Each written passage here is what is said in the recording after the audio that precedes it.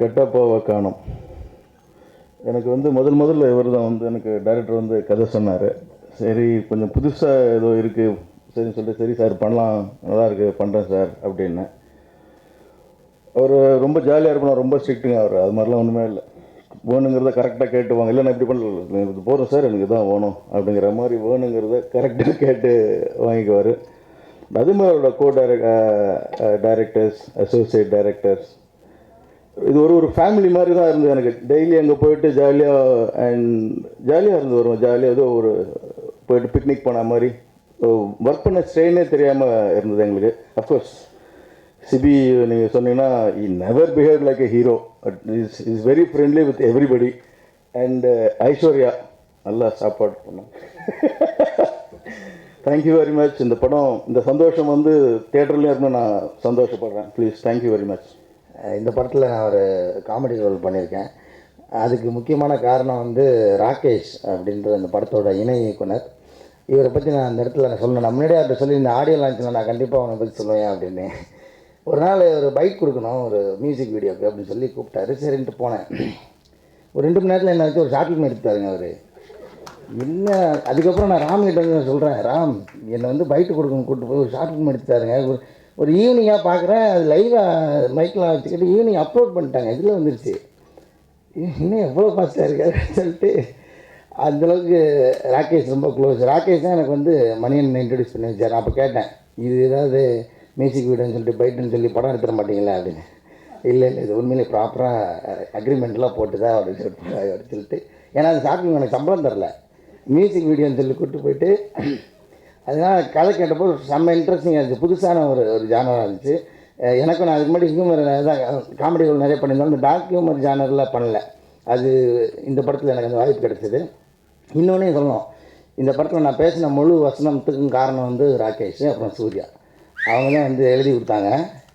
ஏன்னா நான் சின்ன இன்புட் கூட இந்த படத்தில் போடல. இங்கேயே நான் சொல்லிடுறேன், இதை பதிவு பண்ணிக்கிறேன். மற்றபடி இந்த டீமில் ஒர்க் பண்ணது ரொம்ப சந்தோஷமாக இருந்துச்சு. சூப்பரான ஒரு எக்ஸ்பீரியன்ஸ்.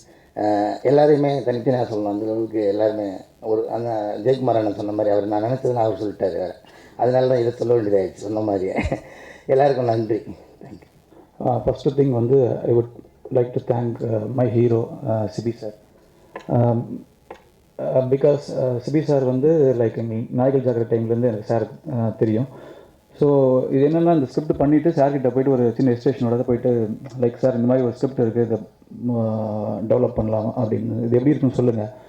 ஸோ அவர் கொடுத்த இந்த மோட்டிவேஷன், டெஃபினட்டாக இது நல்லா இருக்குது, நீங்கள் டெவலப் பண்ணுங்கள் நம்ம அப்படின்னாரு. So it keeps on motivating. நல்லாயிருக்கு. ஸ்கிரிப்ட் சொன்னதுக்கப்புறம் வீக்லி வந்து இது என்ன சார் ஆச்சு, நான் ஏதாவது புஷ் பண்ணிட்டோமா இல்லை நீங்கள் சைடில் பார்க்குறீங்களா அப்படின்ற விஷயங்களில் கொண்டு போனார். அவர் டைரக்டர் சார் சொன்ன மாதிரி 4 பார்ட்னர்ஸ். முக்கியமாக ஏதாவது மைக் முன்னாடி வரணும், யாராவது ப்ரெஸ் மீட் பண்ணணும் எதுனா என்ன முன்னாடி அனுப்பிச்சிடுவாங்க, எல்லோரும் பின்னாடி வந்துடுவாங்க.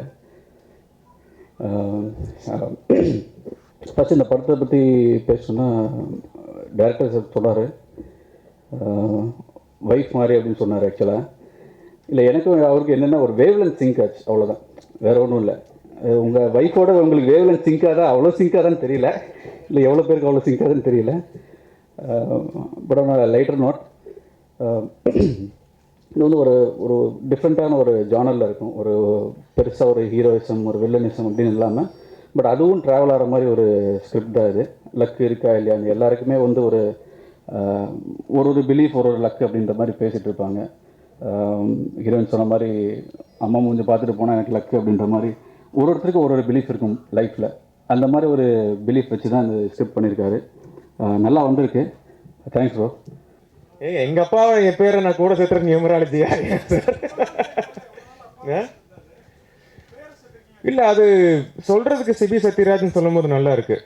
இது நியூமராலஜி என்ன வருங்கிறது எனக்கு தெரியாது. ஃபர்ஸ்ட் ஆஃப் ஆல் எனக்கு லக்கில் வந்து நம்பிக்கை கிடையாது. நான் வந்து எப்பவுமே உழைப்பை மட்டுமே நம்புறேன். அண்ட் அஃப்கோர்ஸ் கரெக்டான டெசிஷன்ஸ் எடுக்கணும் கரெக்டான டைமில். அது ஒருவேளை அதுதான் லக்குனா அப்படி எடுத்துக்கலாம்.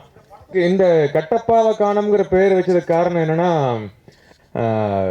விஷயம் பேஸ் பண்ணி ஒரு படம் பண்ணுறோம், அந்த மீனுக்கு ஒரு பேர் வைக்கணும் இல்லையா. அந்த பேர் வந்து சம்திங் டிஃப்ரெண்ட்டாக இருக்கணும். ரெகுலராக வைக்கிற ஒரு பேராக இல்லாமல் சம்திங் டிஃப்ரெண்ட்டாக.